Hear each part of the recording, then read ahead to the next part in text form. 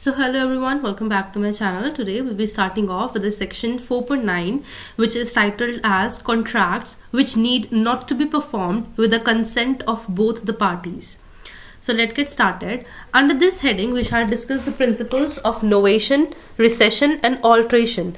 The law is contained in section 62 to 67 of the Contract Act. So this is a very important topic of this section क्योंकि इसमें हम तीन terms के बारे में पढ़ेंगे, which is novation, recession and alteration. And generally questions are asked on these topics. So effect of novation, recession and alteration of contract as per section 62.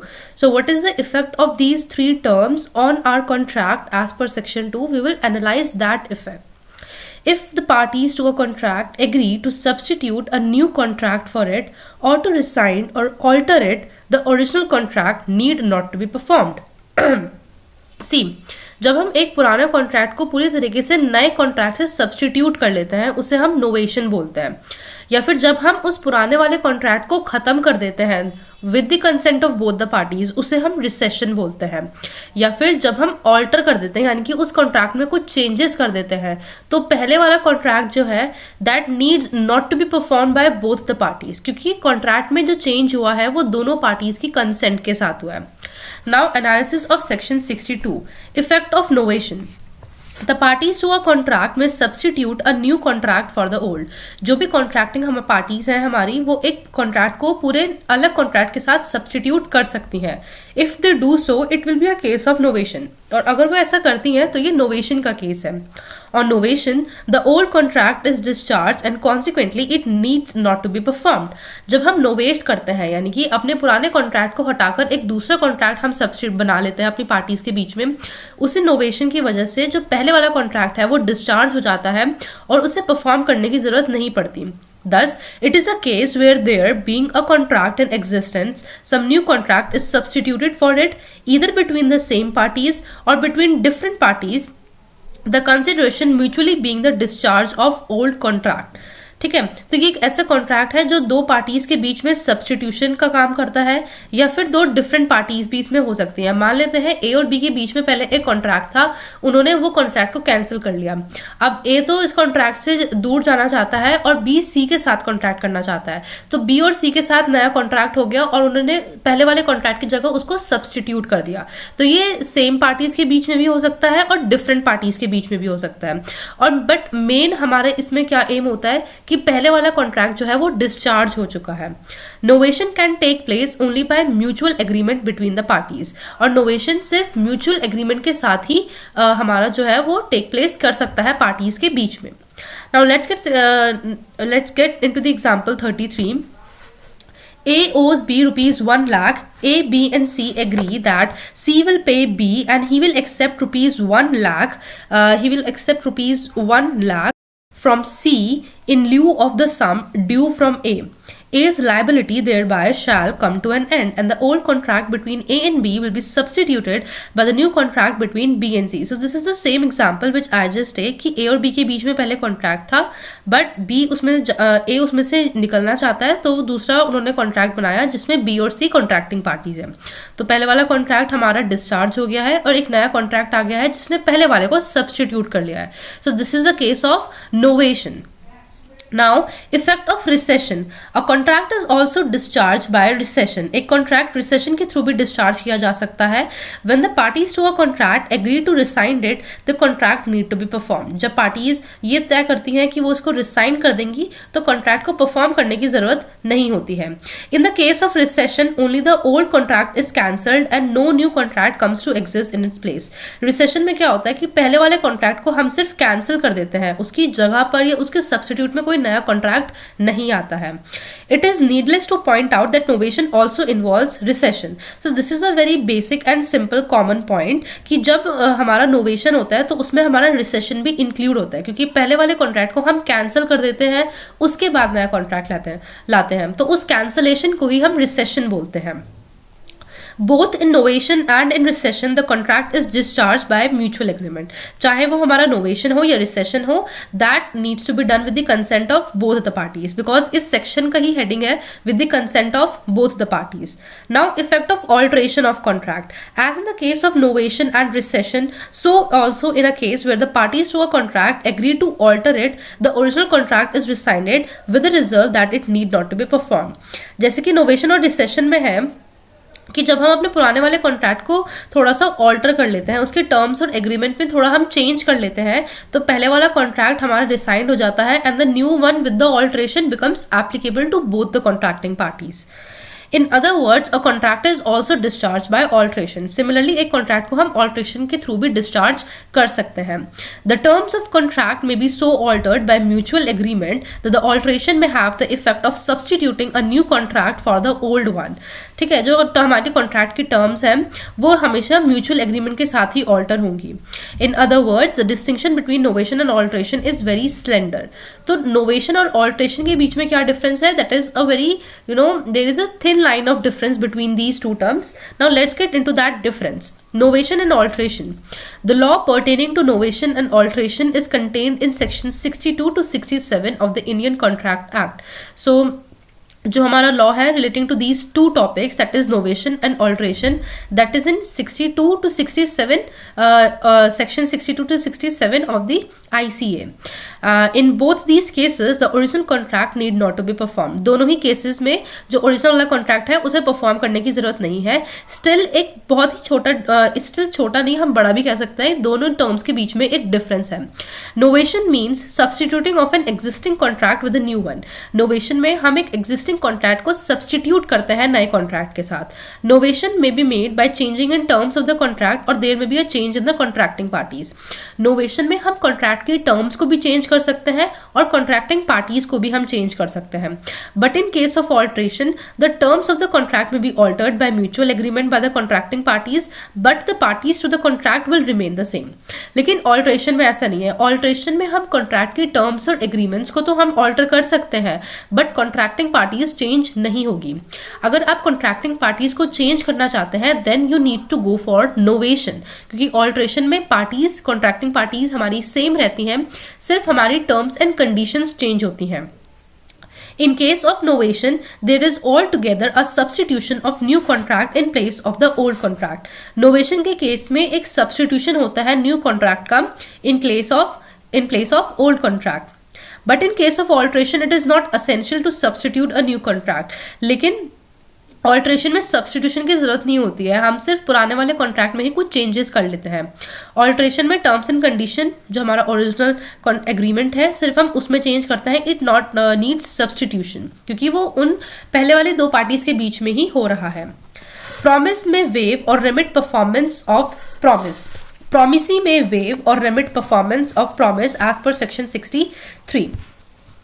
Every promisee may dispense with or remit wholly or in part the performance of the promise made to him, or may extend the time for such performance, or may accept instead of it any satisfaction which he thinks fit. In other words, a contract may be discharged by remission. देखिए, अभी हमने इसमें 3 terms पढ़ी हैं, that is novation, recession and alteration. Now there is another term which is termed as remission. Remission means यानी कि promisee की इजाज़त से जब वो हमें परफॉर्मेंस के लिए मना कर देता है, आधी परफॉर्मेंस हमें परफॉर्म करनी होती है या परफॉर्मेंस के टाइम को एक्सटेंड कर देता है, तो उसे हम remission बोलते हैं. For example, A owes B 5 lakh. A की ऑब्लिगेशन है कि उसे B को 5 लाख रुपीज देने हैं. A pays to B and B accept. A ने B को पैसे दे दिए और B ने एक्सेप्ट कर लिया in satisfaction of whole debt ₹2 lakh paid at the time and place at which the 5 lakh were payable.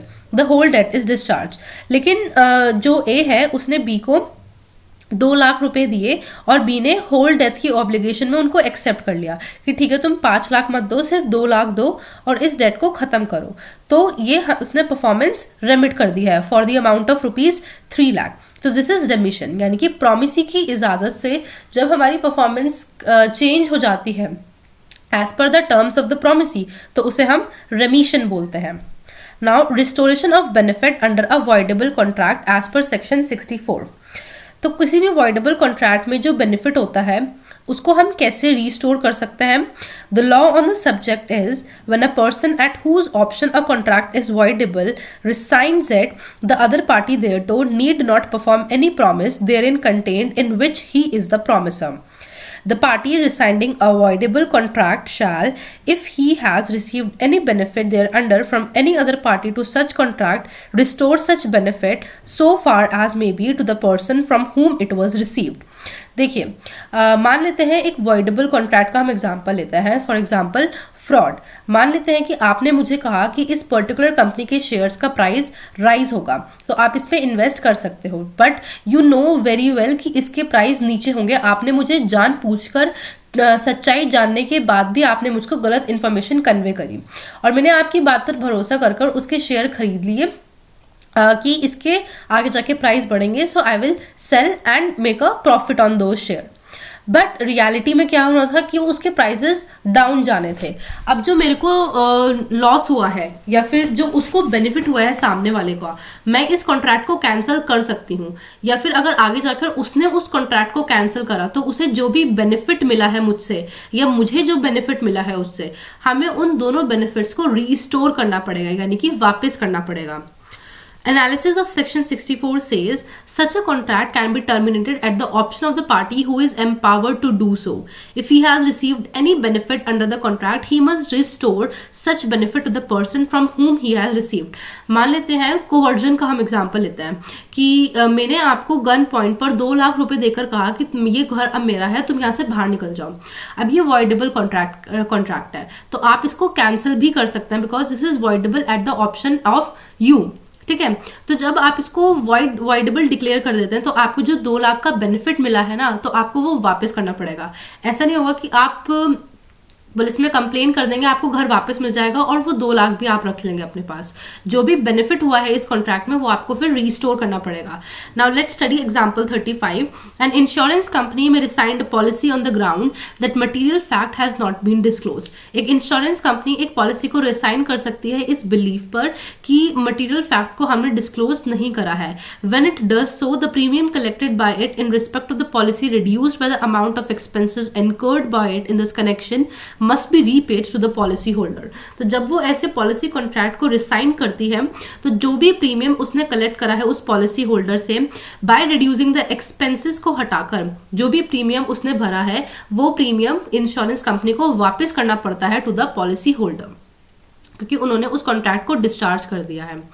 Now, obligations of person who has received advantage under void agreement or contract that becomes void as per section 65. यानी कि उस person की क्या obligation होगी जिससे advantage मिली है किसी भी void agreement में या ऐसे agreement में जो आगे जाके void हो जाता है. We have read 2 types of impossibilities. The first one is initial impossibility and the one is supervening impossibility. तो अगर ऐसे वाले कॉन्ट्रैक्ट जो आगे जाकर void हो जाते हैं ड्यू टू सम impossibility और due to some other reason, तो उसमें अगर किसी पार्टी को बेनिफिट होता है तो बेनिफिट या एडवांटेज होता है, तो उस केस में हम क्या करेंगे as per section 65 of ICA. When an agreement is discovered to be void or when a contract becomes void, any person who has received any advantage under such agreement or contract is bound to restore it or to make compensation for it to the person from whom he received it. ठीक है, तो अगर कोई भी contract आगे जाके void हो जाता है या कोई भी एग्रीमेंट आगे जाके void हो जाता है, तो जो भी एडवांटेज जिस पार्टी को मिला है वो उसको रिस्टोर करना पड़ेगा, वापस करना पड़ेगा जिस पार्टी से उसको वो मिला है. Now analysis says, from the language of this section it is clear that in such a case either the advantage received must be restored back or a compensation sufficient to put the position prior to contract should be paid. ठीक है, या तो आप उस advantage जो आपको मिला है एडवांटेज आप उसको वापस करेंगे या फिर आप कॉम्पनसेट करेंगे. अगर आप उस एडवांटेज को वापस नहीं कर सकते हैं या तो आप उसको लॉस के लिए कॉम्पनसेट करेंगे दूसरी पार्टी को. A pays B ₹1 lakh. A ने B को 1 लाख रुपीज दिए in consideration of B is promising to marry C. A ने कहा कि ठीक है तुम A ने B से कहा कि ठीक है तुम C से शादी कर लो और मैं तुम्हें फिर 1 लाख रुपए दूंगा. A's daughter, जो कि A की डॉटर है C is dead at the time of the promise. जब ये प्रॉमिस कर रहे थे A और B तो उस टाइम पर C की डेथ हो जाती है, तो जो एग्रीमेंट है वो void हो जाता है, तो B को वापस करने पड़ेंगे ₹1 lakh to A. In a case, the plaintiff hired a godown for the defendant for 12 months and paid the whole of the rent in advance. ठीक है, अब एक केस है जिसमें जो प्लांटिफ है उन्होंने एक गोडाउन हायर करा और जो डिफेंडेंट है यानी कि जो कि ओनर है उस गोडाउन के, उनको रेंट दिया है for the whole 12 months advance में. After about 7 months the godown was destroyed by fire. 7 महीने के बाद जो गोडाउन है वो फायर से डिस्ट्रॉय हो गया विदाउट एनी फॉल्ट और negligence on the part of the plaintiff. ठीक है, तो जिन्होंने रेंट पे ले रखा था उनकी इसमें कोई भी गलती नहीं थी. And the plaintiff claimed a refund of a proportionate amount of the rent. और उस प्लांटिफ ने कहा कि रेंट मुझे जितना भी लॉस हुआ है वो आप वापस करिए from the rent. Held the plaintiff was entitled to recover the rent for the unexpired term of the contract. तो 7 महीने के बाद ये हादसा हुआ था, तो बचे कितने महीने? बचे हमारे 5 महीने. तो 5 महीने का रेंट जो उसने एडवांस में दे रखा था वो उससे वो वापस ले सकता है. The act requires that the party must give back what ever he has received under the contract. Act का ये कहना है कि एक पार्टी जिसको कुछ भी मिला है अंडर द वॉइड एग्रीमेंट और कॉन्ट्रैक्ट वो उसको वापस करना पड़ेगा. The benefit to be restored under this section must be benefit received under the contract, not any other amount. तो जो benefit है वो benefit contract के अंडर ही होना चाहिए, कोई और amount उसमें include नहीं होना चाहिए. A agrees to sell land to B for ₹4 lakh. ए ने बी को कहा कि मैं तुम्हें अपनी जमीन बेचूंगा for ₹4 lakh. B pays to A ₹4 lakh as a deposit as the time of the contract. B ने ए को 40,000 सॉरी बी ने ए को 40,000 रुपीज दिए एज अ डिपॉजिट कॉन्ट्रैक्ट के टाइम पे. The amount to be forfeited by A if B does not complete the sale within a specified period. ठीक है, उसने 40,000 एज अ डिपॉजिट पे करे ए को कि आप इस अमाउंट को फोरफीट कर लेना, यानी कि अपने पास रख लेना अगर मैं इस सेल को एक स्पेसिफाइड पीरियड के अंदर कंटिन्यू नहीं करता हूँ. B fails to complete the sale within the specified period. अब वो स्पेसिफाइड पीरियड के अंदर उस सेल को कंप्लीट नहीं कर पाया, यानी कि बचे हुए पैसे वो वापस नहीं दे पाया. Nor is he ready and willing to complete the sale within a reasonable time after the expiry of that period. और उस पीरियड के एक्सपायरेशन के बाद भी वो ये नहीं कह रहा है कि आप मुझे थोड़ा सा और समय दीजिए, वो कह रहा है कि वो अब कर ही नहीं पाएगा इस सेल को execute. A is entitled to resign the contract and to retain the deposit. तो अब A का राइट है कि वो उस कॉन्ट्रैक्ट को रिसाइन करे और उन 40,000 को अपने पास रख ले. The deposit is not a benefit received under the contract. इस केस में जो डिपॉजिट है वो कोई भी बेनिफिट नहीं है, ये एक सिक्योरिटी है जो परचेजर ने दी थी. The purchaser would fulfil his contract. ये परचेजर ने अब एक सिक्योरिटी दी थी कि वो अपने कॉन्ट्रैक्ट को फुलफिल करेगा, लेकिन उसने अपने पार्ट में उस कॉन्ट्रैक्ट को फुलफिल नहीं करा. तो किसका लॉस हुआ? सेलर का लॉस हुआ. वो उस टाइम पीरियड में किसी और को बेच सकता था या रेंट पे देकर इंटरेस्ट कमा सकता था. तो जो इनिशियल डिपॉजिट उसने एज अ सिक्योरिटी दिया था, तो एक का राइट बनता है कि वो उस सिक्योरिटी को अब अपने पास रख ले, उस अमाउंट को फोरफीट कर अपने पास रख ले. Now communication of rescission as per section 66. आप रिसेशन का कम्युनिकेशन कैसे करेंगे? You have notice that a contract voidable at the option of one of the parties can be rescinded, but rescission must be communicated to the other party in the same manner as a proposal is communicated under section 4 of the contract act. Similarly, a recession may be revoked in the same manner as a proposal is revoked. तो recession is same like a proposal. ठीक है, proposal कैसे accept और revoke होता है? You have studied under section 4 of the Contract Act in the first chapter. ठीक है, तो जिस तरीके से प्रपोजल का कम्युनिकेशन कंप्लीट होता है, यानी कि when it comes to the knowledge of the promisee. Similarly जब रिसेशन का कम्युनिकेशन प्रोमिसी की नॉलेज में आ जाएगा, उसका कम्युनिकेशन कंप्लीट हो जाएगा. अगर आपको रिसेशन रिवोक करना है तो बिफोर द एक्सेप्टेंस, यानी कि प्रोमिसी की एक्सेप्टेंस से पहले आप उसको रिवोक कर सकते हैं. अगर उसने एक्सेप्टेंस दे दी then you can not revoke the rescission. ठीक है. Now effects of neglect of promise to afford promisor reasonable facilities for performance as per section 67. ठीक है, अब अगर आप प्रॉमिसी को वो चीज़ें प्रोवाइड नहीं कर सकते जो ज़रूरी है परफॉर्मेंस के लिए, तो उस केस में क्या होगा? As per section 67, if any promisee neglects or refuses to afford the promiser reasonable facilities for the performance of his promise, the promiser excused by such neglect or refusal as to non-performance caused thereby. So let's understand this with the help of the example. If an apprentice refuses to learn, the teacher cannot be held liable for not teaching. अगर कोई बच्चा कह रहा है कि आप पढ़ा लो लेकिन मैं तो पढ़ूंगा ही नहीं, तो उसमें टीचर की कोई लायबिलिटी नहीं है क्योंकि बच्चा ही खुद पढ़ना नहीं चाहता है.